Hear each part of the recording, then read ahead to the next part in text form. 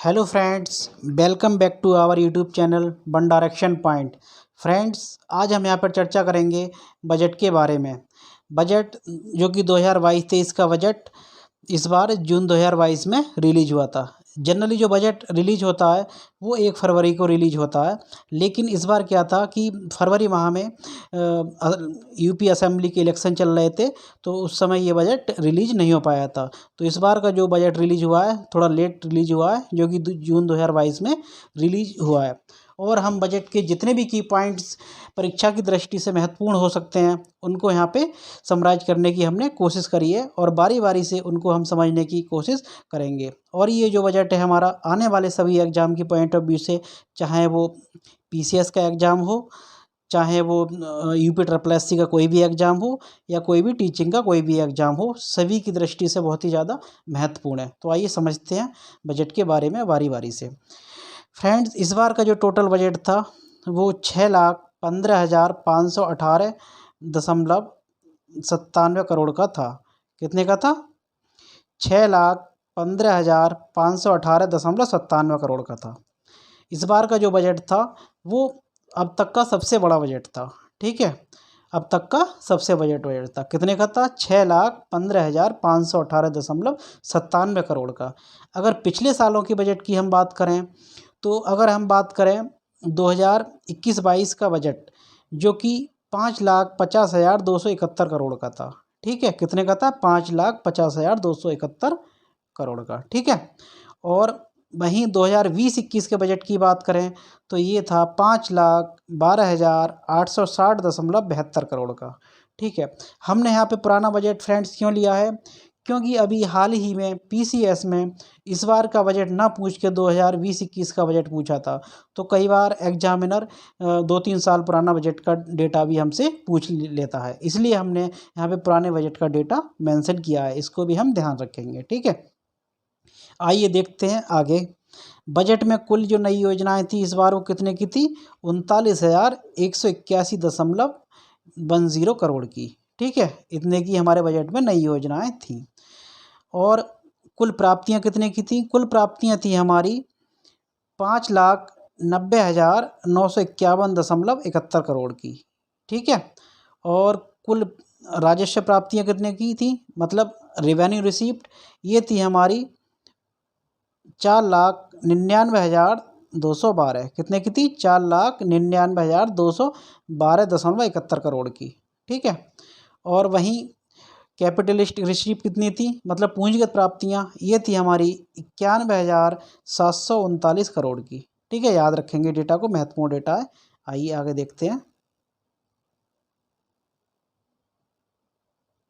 आगे है राजस्व प्राप्तियों में कर राजस्व का हिस्सा कितना था? ये था हमारा 3,67,151.76 करोड़ का। मतलब राजस्व प्राप्ति जो भी हमारा राजस्व प्राप्त हुआ है उसमें कर राजस्व का जो हिस्सा था वो था हमारा 3,67,163.73 करोड़ का। ठीक है, याद रखेंगे इसको। वहीं 2,20,655 करोड़ राज्य का स्वयं का कर था, मतलब इतना जो ये जो कर था इतना ये राज्य का खुद का कर था। और केंद्रीय करों में जो सेंटर का कर है उसमें हमारे स्टेट का जो शेयर था वो था 1,46,498.76 करोड़। ठीक है, याद रखेंगे। मतलब सेंटर की जो करों में हमारा जो शेयर था स्टेट का वो था 1,46,498.76 करोड़। ठीक है, आइए आगे बढ़ते हैं। इस बार का जो फिस्कल डेफिसिट मतलब राजकोषीय घाटा था ये था हमारा 81,177.97 करोड़ का। मतलब ये जीएसडीपी का 3.96% था। जीएसडीपी बोले तो ग्रॉस स्टेट डोमेस्टिक प्रोडक्ट। कितना? Gross state domestic product. Centre में हम ग्रॉस डोमेस्टिक प्रोडक्ट बोलते हैं, मतलब जीडीपी, और अब वहीं स्टेट की बात आती है तो जीएसडीपी हम बोलते हैं। ठीक है, याद रखेंगे। 2022-23 में कुल व्यय मतलब टोटल एक्सपेंडिचर कितने का है हमारा? 6,15,518.97 करोड़ का हमारा टोटल एक्सपेंडिचर है। याद रखेंगे इसको। आगे देखते हैं रेवेन्यू एक्सपेंडिचर मतलब राजस्व लेखे का व्यय कितना है हमारा? 4,56,089.92 06 करोड़ का हमारा रेवेन्यू एक्सपेंडिचर है। ठीक है, आइए फ्रेंड्स आगे बढ़ते हैं।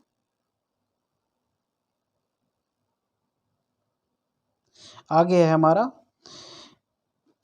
Capital expenditure. कैपिटल एक्सपेंडिचर मतलब पूंजीगत लेखिका व्यय। ये है हमारा 1,59,429.92 करोड़ का हमारा कैपिटल एक्सपेंडिचर है इस बार का। ठीक है, आइए आगे बढ़ते हैं।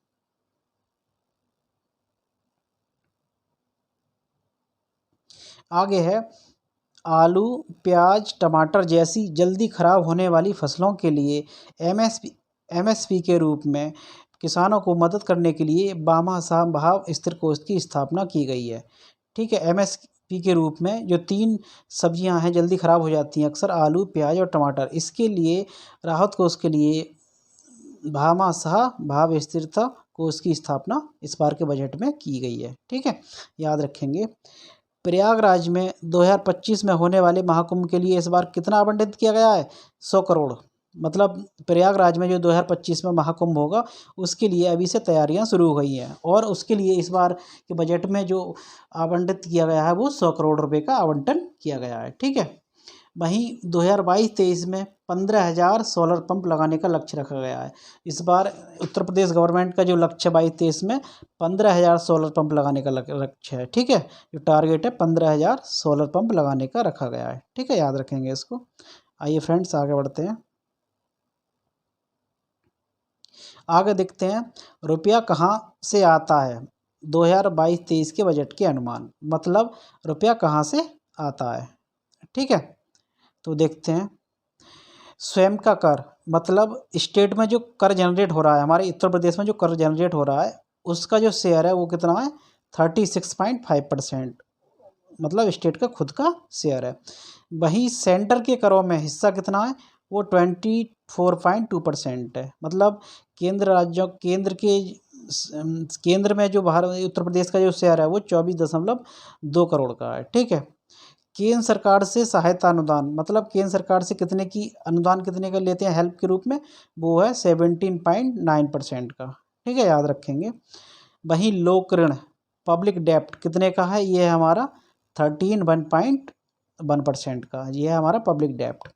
और करेत्तर राजस्व, ये है हमारा 3.9% का। ठीक है, तो ये है हमारा रुपया कहाँ से आता है, मतलब जो भी हमारा रिसिप्ट है बजट का वो कैसे कैसे कलेक्ट होता है, तो वो उसको यहाँ पे अलग अलग उसमें डिवाइड किया गया है। ठीक है, आगे देखते हैं रुपया कहाँ जाता है 2022-23 के बजट के अनुमान के हिसाब से। मतलब ये तो हमने कलेक्ट किया, अब हम खर्च कहाँ पे कर रहे हैं वो यहाँ पे दे रखा है की पॉइंट के रूप में। जैसे ये है पूंजीगत व्यय, मतलब कैपिटल एक्सपेंडिचर कितना है हमारा? 20.5% का हमारा जो है कैपिटल एक्सपेंडिचर है इस बार के बजट में, जो कि 2022-23 का बजट है। ठीक है, अन्य राजस्व व्यय कितने हैं? अदर रेवेन्यू एक्सपेंडिचर कितने हैं? ये हैं हमारे 13.5 करोड़ के, सॉरी 13.5 करोड़ के। परसेंटेज कितना है? 13.5% का है। ठीक है, याद रखेंगे। अगला है वेतन सरकारी कर्मचारियों के, मतलब सरकारी गवर्नमेंट एम्प्लॉय को जो वेतन दिया जाता है उसमें हमारा कितना परसेंट खर्च होता है? 13.1%। याद रखें कितना होता है? 13.1%। वहीं पेंशन के रूप में ये हमारा 12.8%, मतलब जितने पेंशन भोगी हैं उनको हमारा जो बजट का कितना परसेंट हिस्सा खर्च होता है वो है 12.8%। ठीक है, आगे बढ़ते हैं। आगे है वेतन सहायता प्राप्त संस्थाएं, उनके रूप में कितना खर्च होता है? 12.2% जो है वेतन सहायता प्राप्त संस्थाओं के रूप में खर्च होता है। आगे देखते हैं उत्तर प्रदेश बजट 2022-23 में विभिन्न योजनाओं को आवंटित धनराशि, मतलब जो बजट में बहुत सारी नई योजनाएं हैं उनके लिए कौन कौन सी योजना के लिए कितना धन आवंटित हुआ है उसके बारे में है ये। ठीक है, देखते हैं। इसमें कुछ महत्वपूर्ण योजनाएं याद रखेंगे। जैसे पहला है मुख्यमंत्री लघु सिंचाई योजना। मुख्यमंत्री लघु सिंचाई योजना के लिए जो आवंटन हुआ है वो है 1,000 करोड़ का। कितने का हुआ है? 1,000 करोड़ का आवंटन हुआ है इसके लिए। नेक्स्ट है प्रधानमंत्री गति शक्ति योजना। ये केंद्र के बजट में भी इस बार की महत्वपूर्ण योजना थी और उत्तर प्रदेश के बजट के हिसाब से भी महत्वपूर्ण योजना है। इसके लिए जो आवंटन हुआ है वो हुआ है 897 करोड़ का। कितने का हुआ है? 897 करोड़ का। नमामि गंगे में जल जीवन मिशन, इसके लिए आवंटन हुआ है 19,500 करोड़ का। कितने का हुआ है? 19,500 करोड़। वहीं देखें मेरठ प्रयागराज गंगा एक्सप्रेसवे, मेरठ प्रयागराज गंगा एक्सप्रेसवे जो बनना उसके लिए आवंटन हुआ है 695.34 करोड़। ठीक है, याद रखेंगे फ्रेंड्स। आइए नेक्स्ट देखते हैं। आगे है हमारा बहुत ही ज़्यादा महत्वपूर्ण योजना है महिला सामर्थ्य योजना। इसके लिए जो आवंटन हुआ है वो 72.50 करोड़, मतलब 72.5 करोड़ का इसके लिए आवंटन हुआ है। ये योजना उत्तर प्रदेश की जो परीक्षा है उनके पॉइंट ऑफ व्यू से बहुत ही ज़्यादा महत्वपूर्ण है, याद रखेंगे। कई बार सीधा सीधा डेटा पूछ लेता है कि किसी योजना के लिए कितना आवंटन हुआ बजट के हिसाब से। ठीक है, नेक्स्ट है हमारा स्वामी विवेकानंद युवा सशक्तिकरण योजना। इसके लिए जो आवंटन हुआ है हमारा वो 1500 करोड़ का हुआ है। कितने का हुआ है? 1500 करोड़ का। वहीं देखें गोरखपुर लिंक एक्सप्रेसवे, इसके लिए जो आवंटन हुआ है 511.93 करोड़। कितने का हुआ है? 511.93 करोड़ का। ठीक है, नेक्स्ट है हमारा मुख्यमंत्री सामूहिक विवाह योजना। इसके लिए जो आवंटन हुआ है वो हुआ है हमारा 600 करोड़ का। याद रखेंगे कितने का हुआ है? 600 करोड़ का। नेक्स्ट है हमारा ग्रीन फील्ड इंडस्ट्रियल कॉरिडोर। इसके लिए जो अलॉटमेंट हुआ बजट में वो है 500 करोड़, मतलब 500 करोड़ का। कितने का हुआ है? 500 करोड़। आगे देखते हैं बाढ़ नियंत्रण के लिए, मतलब फ्लड कंट्रोल के लिए कितने का आवंटन हुआ है? ये हुआ है 2700 करोड़ का। ठीक है, आगे काशी विश्वनाथ राजघाट पुल, इसके लिए आवंटन किया गया 500 करोड़ का। याद रखेंगे। ठीक है फ्रेंड्स, आइए नेक्स्ट देखते हैं।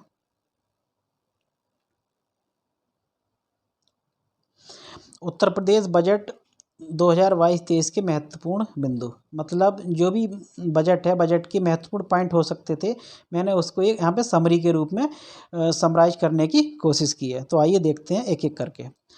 इस बार के बजट में 5 अंतर्राष्ट्रीय हवाई अड्डा वाला उत्तर प्रदेश पहला राज्य है। मतलब उत्तर प्रदेश देश का ऐसा पहला राज्य है जहाँ पर 5 इंटरनेशनल एयरपोर्ट हैं। ठीक है, याद रखेंगे इसको। सितंबर 2020 में जारी हुई ease of doing business ranking में उत्तर प्रदेश को दूसरा स्थान मिला है। कौन सा स्थान मिला है? दूसरा स्थान मिला है। ठीक है, आगे देखें। प्रधानमंत्री उज्ज्वला योजना के अंतर्गत उत्तर प्रदेश 1.67 करोड़ महिलाओं को मुफ्त गैस कनेक्शन देने वाला उत्तर प्रदेश पहला राज्य बन गया है। ठीक है, मतलब उत्तर प्रदेश ऐसा पहला राज्य बन गया है जिसने इतनी सारी महिलाओं को प्रधानमंत्री उज्ज्वला योजना के तहत गैस का कनेक्शन फ्री में प्रोवाइड किया है। ठीक है, आइए आगे देखते हैं। नेक्स्ट है हमारा उत्तर प्रदेश 5 एक्सप्रेस वाला देश का पहला राज्य है। मतलब उत्तर प्रदेश पूरे देश में ऐसा पहला स्टेट है जहाँ से 5 एक्सप्रेसवे पास होते हैं। ठीक है, जिसमें 5 एक्सप्रेसवे हैं, याद रखेंगे फ्रेंड्स। ठीक है, आगे प्रधानमंत्री किसान सम्मान निधि में 2.25 करोड़ किसानों को 6,000 सहायता देने के मामले में उत्तर प्रदेश पहले स्थान पर है। मतलब उत्तर प्रदेश में 2.25 करोड़ किसानों को 6,000 रुपये सहायता देने के मामले में उत्तर प्रदेश पहले स्थान पर है, याद रखेंगे फ्रेंड्स। ठीक है, नेक्स्ट है कुसुम योजना। कुसुम योजना के तहत 2022-23 के बजट में 15,000 सोलर पंप लगाने जाने का टारगेट फिक्स किया गया है। ठीक है, कितने हज़ार सोलर पंप लगाए जाएंगे इस बार के बजट के हिसाब से? 15,000। कई बार पूछ लेता है, याद रखेंगे। आगे 3 महिला पीएसी बटालियन की स्थापना लखनऊ, गोरखपुर, बदायूं में की जाएगी। बहुत ही ज़्यादा इंपॉर्टेंट है, याद रखा जाएगा फ्रेंड्स। किसी भी एग्जाम में पूछ सकता है कि इनमें से कहाँ पे पीएसी महिला बटालियन की स्थापना नहीं की गई थी या कहाँ पे की गई थी। तो याद रखेंगे कौन कौन से शहर हैं? लखनऊ, गोरखपुर और बदायूं। ठीक है, याद रखेंगे। आइए नेक्स्ट देखते हैं।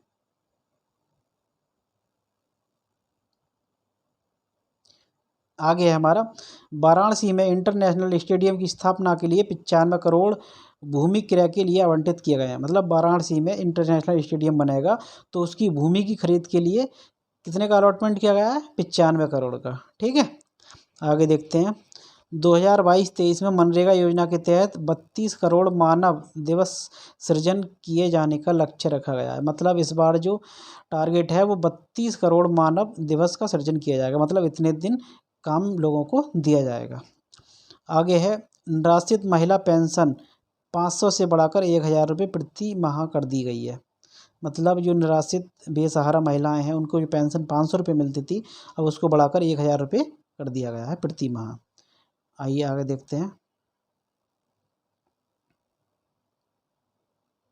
आगे है हमारा मेरठ में मेजर ध्यानचंद विश्वविद्यालय का शिलान्यास प्रधानमंत्री द्वारा किया गया।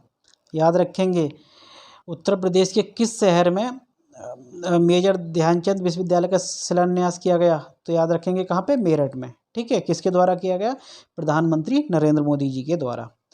आगे देखें, बाबूजी कल्याण सिंह ग्राम उन्नति योजना के तहत सभी गांवों की सड़कों पर सोलर लाइट लगाई जाएगी। कई बार ये पूछ सकता है कि इस योजना के तहत क्या कार्य किया जाएगा, तो क्या कार्य किया जाएगा, सोलर लाइट लगाई जाएगी। ठीक है, आगे देखते हैं।